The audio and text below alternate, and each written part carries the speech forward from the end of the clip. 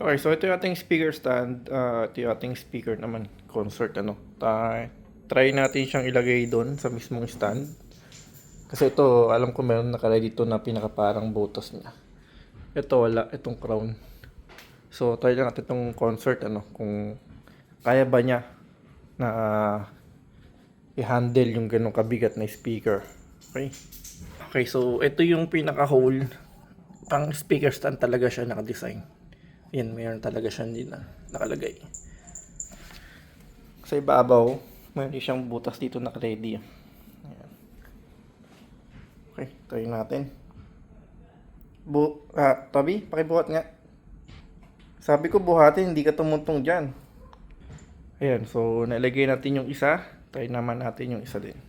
Okay, so ito na yung dalawang speaker natin. And din yung dalawang speaker stand na bili natin on Shopee. So ayan. So ito lang yung height niya muna, no? Hindi pa natin nasasagad ng medyo mataas, pero ayan. Okay na rin, no? Sulit na rin siguro sa pambahay to. So kung pang commercial, baka hindi ko siya recommend kasi medyo manipis yung ano niya, no? So kung pambahay lang, pwede nang ganyan. Okay. Ayos.